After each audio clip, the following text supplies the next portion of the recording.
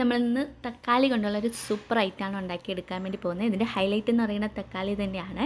അപ്പോൾ തക്കാളി ഒരു 8 തക്കാളി ഞാൻ ചെറുതായിട്ട് അരിഞ്ഞിവിടെ എടുത്തിട്ടുണ്ട്. ചെറിയ പീസാക്കിയാണ് അരിയുന്നത്. ഇത് നമ്മളൊരു പാത്രം എടുപ്പത്ത് വെച്ചിട്ടുണ്ട്. ഈ പാത്രം ചൂടായി കഴിയുമ്പം ഇതിലേക്ക് 2 ടീസ്പൂൺ അളവിൽ നെയ്യ് അല്ലെങ്കിൽ ഓയിൽ ഒഴിച്ചു കൊടുക്കാം. ഞാനിവിടെ ഓയിലാണ് ഒഴിച്ചു കൊടുക്കുന്നത്. നെയ്യ് ആവശ്യമുള്ളവർ നെയ്യ് ഒഴിച്ചു കൊടുക്കുക. നെയ്യാണ് കുറച്ചുകൂടി ടേസ്റ്റി ആയിട്ട് കിട്ടുക. ഞാനിവിടെ ഓയിലാണ് ഒഴിക്കുന്നത്. അതിനുശേഷം ഞാനൊരു സവാള എടുത്തിട്ടുണ്ട്. മീഡിയം വലിപ്പത്തിലുള്ളൊരു സവാള ചെറുതായിട്ട് അരിഞ്ഞതാണ്. സവാള നമുക്ക് ഓവറായിട്ട് വേണ്ട, ഒരെണ്ണം മതി. ഒരു സവാളയാണ് എടുത്തിരിക്കുന്നത്. ഇതിൻ്റെ കളർ ജസ്റ്റ് ഒന്ന് മാറുന്ന രീതിയിൽ ഒന്ന് വഴറ്റിയെടുത്താൽ മതി. ഒരുപാട് മറ്റേ ചിക്കൻ കറിയൊക്കെ ഉണ്ടാക്കുന്നത് പോലെ നന്നായിട്ട് വഴണ്ട് വരണ്ട, ചെറിയ രീതിയിലൊരു കളറൊക്കെ മാറുന്നത് പോലെ മതി. ഇനി നമ്മളിതിലേക്ക് നേരത്തെ അരിഞ്ഞു വെച്ചിരിക്കുന്ന തക്കാളിയാണ് ചേർത്ത് കൊടുക്കുന്നത്. 8 ചെറിയ തക്കാളി ആണ് അരിഞ്ഞ് വെച്ചിരുന്നത്, ചെറുതായിട്ട് കട്ട് ചെയ്ത് വെച്ചിരുന്നത്. അത് ഇതിലേക്ക് ചേർത്ത് കൊടുക്കുന്നുണ്ട്. ഇത് നന്നായിട്ട് സവാളയായിട്ടൊന്ന് മിക്സ് ചെയ്തതിന് ശേഷം നമ്മളിതൊന്ന് അടച്ച് വെച്ച് വേവിക്കണം. ഇത് നന്നായിട്ടൊന്ന് വെന്ത് ഉടഞ്ഞ് കിട്ടണം. അതാണ് ഇതിൻ്റെ പരുവം. നന്നായിട്ട് ഇത് വെന്ത് കിട്ടുമ്പോഴാണ് അതിൻ്റെ ടേസ്റ്റ് കിട്ടുന്നത്. ഇനി നമ്മളിതിലേക്ക് ഇത് കണ്ട ഇപ്പോൾ ഇത് നന്നായിട്ട് വെന്ത് വന്നിട്ടുണ്ട്. ഇതിലേക്ക് നമ്മൾ 1/4 ടീസ്പൂൺ അളവിൽ മഞ്ഞൾപ്പൊടി ചേർത്ത് കൊടുക്കുന്നുണ്ട്. 1/2 ടീസ്പൂൺ അളവിൽ മല്ലിപ്പൊടി ചേർക്കുന്നുണ്ട്. 1 ടീസ്പൂൺ അളവിൽ മുളക് പൊടി ചേർക്കുന്നുണ്ട്. മുളക് പൊടി എരിവ് അനുസരിച്ച് ചേർക്കുക. കുട്ടികളൊക്കെ കഴിക്കുമ്പോൾ വളരെ കുറച്ച് എരിവ് മതിയല്ലോ, അപ്പോൾ അതനുസരിച്ച് ചേർക്കുക.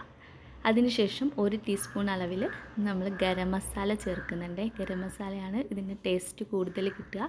എന്നിട്ട് നമ്മളിതിലേക്ക് കുറച്ച് പഞ്ചസാര ചേർക്കുന്നുണ്ട്. പഞ്ചസാര കൂടി പോരുത്, ഒരു 1/4 ടീസ്പൂൺ അളവിലൊക്കെ മതി. പഞ്ചസാര ചേർത്ത് കൊടുക്കുന്നുണ്ട്. ഇനി നമ്മളിതിലേക്ക് ആവശ്യത്തിനുള്ള ഉപ്പും കൂടി ചേർത്തിട്ട് ഇത് നന്നായിട്ട് ഇളക്കി യോജിപ്പിക്കുന്നുണ്ട്. ഇളക്കി യോജിപ്പിച്ച് നല്ല ഇതാക്കിയതിന് ശേഷം ഇതിലേക്ക് കായമാണ് ചേർത്ത് കൊടുക്കുന്നത്. കായം പൊടിയുള്ളവർ കായത്തിൻ്റെ പൊടി ചേർക്കുക. ഞാൻ കായത്തിൻ്റെ ഒരു ചെറിയ പീസ് കട്ടക്കായമായിരുന്നു, അപ്പോൾ അതിൻ്റെ ഒരു ചെറിയ പീസാണ് ചേർത്ത് കൊടുക്കുന്നത്. കൂടി പോകരുത്. ഇതെന്നിട്ട് നന്നായിട്ട് മിക്സ് ചെയ്ത് ചേർക്കുക. ഞാൻ എന്നിട്ട് ഇവിടെ എടുത്തിരിക്കുന്നത് ജീരകശാലയുടെ അരിയാണ്. 1 ഗ്ലാസ് അരിയാണ് എടുത്തിട്ടുള്ളത്. ഈ അരിയുടെ ഇരട്ടി വെള്ളമാണ് എടുക്കേണ്ടത്. അരി കഴുകി വെച്ചിട്ടുണ്ട്. ഇതിൻ്റെ ഇരട്ടി വെള്ളം എന്ന് പറയുമ്പോൾ 1 ഗ്ലാസ് അരിക്ക് 2 ഗ്ലാസ് വെള്ളമാണ് ചേർത്ത് കൊടുക്കേണ്ടത്. വെള്ളം ചേർത്ത് കൊടുത്തിട്ടുണ്ട്. ഇനി നന്നായിട്ട് ഇതൊന്ന് തിളപ്പിച്ചെടുക്കണമേ. ഇത് നന്നായിട്ടൊന്ന് തിളച്ച് വന്നിട്ടുണ്ട്. തിളച്ച് വരുന്ന സമയത്ത് നമ്മളിതിലേക്ക് അരിയാണ് ചേർത്ത് കൊടുക്കുന്നത്. കഴുകി വെച്ചിരുന്ന ജീരകശാലയുടെ അരി ചേർത്ത് കൊടുത്തിട്ടുണ്ട്.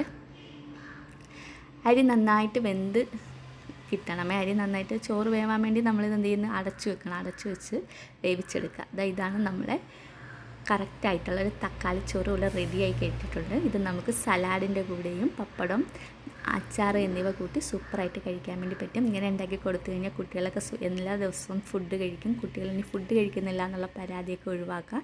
എല്ലാവരും ട്രൈ ചെയ്ത് നോക്കുക. ഇഷ്ടപ്പെട്ടാൽ സബ്സ്ക്രൈബ് ചെയ്യുക.